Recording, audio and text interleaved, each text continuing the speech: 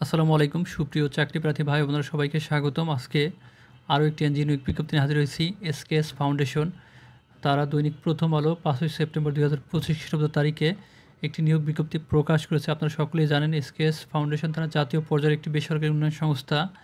তারা 1987 সাল থেকে দরিদ্র জনগোষ্ঠীর জীবনযাত্রার মান উন্নয়নের লক্ষ্যে বিভিন্ন কার্যক্রম বাস্তবায়ন করে আসছে। তো এখানে মূলত মাইক্রো ক্রেডিট বা ক্ষুদ্র ঋণ কার্যক্রম পরিচালিত হয়ে থাকে। তো এখানে যারা আপনারা আবেদন করতে চান অবশ্যই আপনারা আবেদন করতে পারবেন। আবেদনের শেষ সময়সীমা এখানে দেখতে পাচ্ছেন 20 সেপ্টেম্বর 2025 তারিখে অফিস চলাকালীন সময়ের মধ্যে তাদের ঠিকানায় ডাক, কুরিয়ার অথবা সরাসরি প্রেরণ করা যাবে। এছাড়া চাইলে আপনারা ইমেলও করতে পারবেন। তো চলুন আমরা সার্কুলারটি সম্পর্কে বিস্তারিত জেনে নেই। তো যারা আমার চ্যানেল নতুন আছেন অবশ্যই আমার চ্যানেলটি সাবস্ক্রাইব করে দেবেন। এখানে আপনারা দেখতে পাচ্ছেন উক্ত সংস্থায় ঋণ কার্যক্রম বাস্তবায়ন ও সম্প্রসারণের নিমিত্তে নিম্নে উল্লিখিত পদে কর্মী নিয়োগের জন্য যোগ্য প্রার্থীদেরকে নিম্ন স্বাক্ষরকারী বরাবর লিখিত আবেদনপত্রের সঙ্গে পূর্ণাঙ্গ জীবন বৃত্তান্ত, ইমেইল ও মোবাইল নম্বর উল্লেখসহ 2 কপি সদ্য তোলা পাসপোর্ট সাইজের রঙিন ছবি, নাগরিকত্ব সনদ, জাতীয় পরিচয়পত্র, শিক্ষাগত যোগ্যতা ও অভিজ্ঞতা সনদের ফটোকপি আগামী 20 সেপ্টেম্বর তারিখের মধ্যে তাদের ঠিকানা আপনারা পাঠাই দেবেন। আবেদন লিখবেন, পাশাপাশি হচ্ছে আপনার দোকান থেকে একটা সিভি করে নেবেন এবং চাইলে আপনারা দোকান থেকে আপনারা কম্পিউটারে আপনারা লিখতে পারবেন আবেদনপত্র এবং হচ্ছে সিভি কম্পিউটার থেকে আপনারা লিখে নিতে পারবেন। এখানে স্বহস্তে কথাটি উল্লেখ নাই। যারা নারী প্রার্থী আছেন তাদের এখানে আবেদন করলে অগ্রাধিকার দেওয়া হবে। আর পরীক্ষার ভেন্যু এখানে 3টা জায়গায় পরীক্ষা হবে। প্রথমে হচ্ছে আপনারা দেখতে পাচ্ছেন ঢাকা, সিরাজগঞ্জ ও গাইবান্ধা জেলায় তারা নিয়োগ পরীক্ষাটা নিয়ে থাকবে। তো এখানে যারা শুধুমাত্র বাছাইকৃত প্রার্থীদের নিয়োগ পরীক্ষায় অংশগ্রহণের জন্য ডাকা হবে, এখানে শর্ট লিস্ট হবে। তো সবাই অবশ্যই নির্ভুলভাবে আবেদন করার চেষ্টা করবেন, কেননা যাচাই বাছাই হবে। তো যাদের অভিজ্ঞতা আছে অবশ্যই অভিজ্ঞতা আপনারা উল্লেখ করবেন। এখানে দেখেন অভিজ্ঞতা সনদের ফটোকপি দেওয়ার কথা বলা হয়েছে, আপনারা অবশ্যই দিয়ে দিবেন।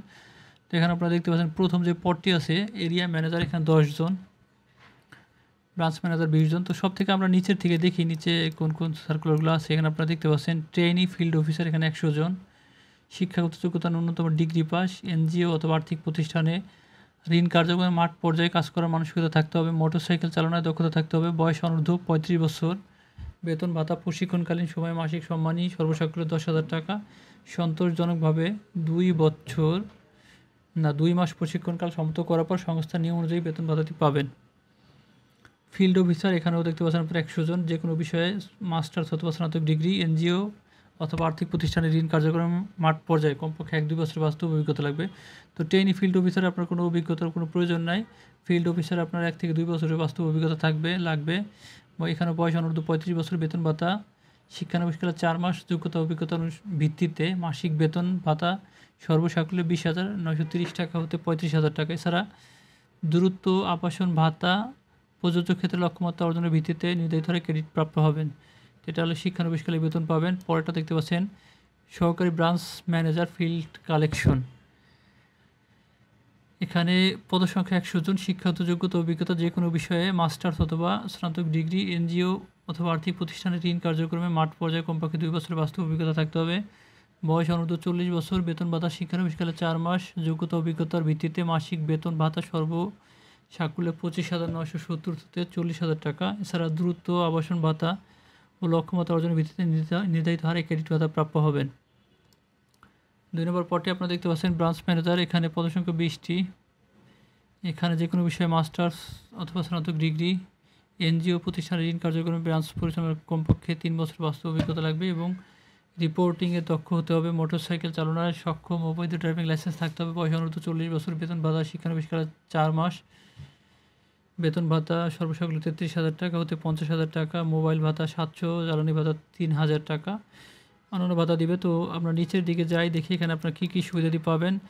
এছাড়া সাপ্তাহিক 2 দিন ছুটি পাবেন, ব্যয়বহুল স্থান ও চর অঞ্চলে ব্রাঞ্চে কাজের জন্য বিশেষ যাতায়াত ভাতা এবং সফলভাবে শিক্ষানবিশকাল সমাপ্তির পর সংস্থার নিয়ম অনুযায়ী পিএফ, গ্র্যাচুইটি, চিকিৎসা সেবা সহায়তা, বৈশাখী ভাতা, উৎসব ভাতা প্রদান করা হবে। উল্লেখ্য 1, 2, 3, 4, 5 নং পদে উত্তীর্ণ প্রার্থীদের যোগদানের সময় নীতিমালা অনুযায়ী জামানত ফেরতযোগ্য প্রদান করতে হবে।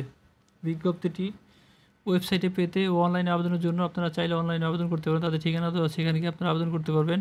বিদ্যুৎ খামের উপরে আবেদনপত্রে অবশ্যই পদের নাম উল্লেখ করতে হবে। সংশ্লিষ্ট শিক্ষাগত যোগ্যতা ও কাজের অভিজ্ঞতা সম্পন্ন প্রার্থী ছাড়া অন্যান্যদের আবেদন গ্রহণযোগ্য হবে না। উক্ত নিয়োগের ক্ষেত্রে কোনো প্রকার আর্থিক লেনদেন হতে বিরত থাকুন।